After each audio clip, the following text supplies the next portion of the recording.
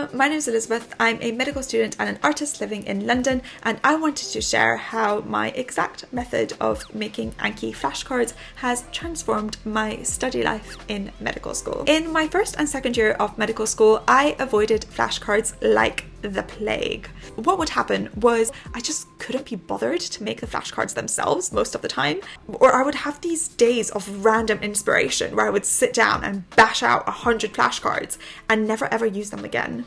So in general, I was just realized that they really weren't providing any value for me. Flash forward 2 years and I started working for Ali, and I watched his Skillshare class on making Anki flashcards. Ali, being the absolute legend that he is, made me stop and think that there must be something to this. So I reconsidered. So the combination of Ali's existence and my investment of £20 in the iOS Anki app resulted in me giving Anki the time to figure out how I could make it work.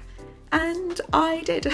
So I'm going to share with you my main issues with creating flashcards in general and how I have solved them. My main issues were that I couldn't be bothered to type things out, I couldn't be bothered to make questions, and also I just really got annoyed at the card flipping after a few cards.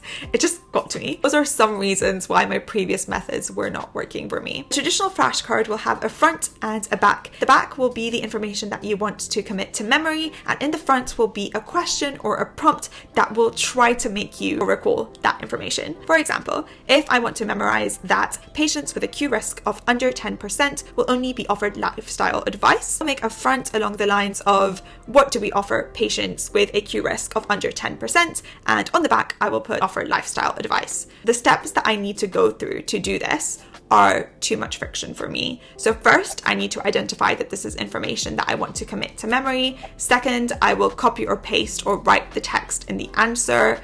And then third, I need to create and type out a question itself. The thing that changed for me was transforming from basic flashcards to closes. If you go to your Anki deck and add a new flashcard, you will see on the top that you have type, and you're probably on the basic type. What you want to do is click that basic, scroll all the way down, and go to close 916 AF. Why this is incredible is that instead of having a front and back flashcard, you have a piece of information within which you can hide what you want to recall.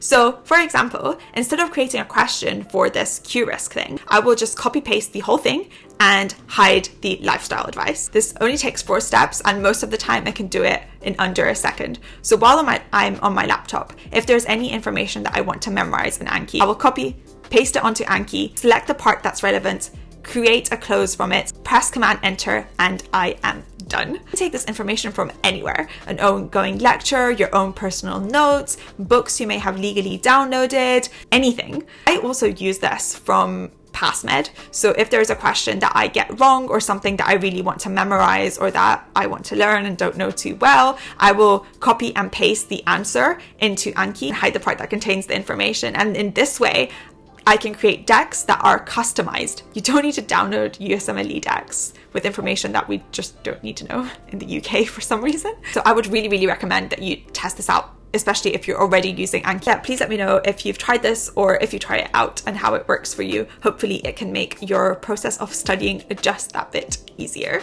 As always, thank you so much for watching. Have a wonderful day. Be kind to yourself and others, and don't believe everything you think. Bye.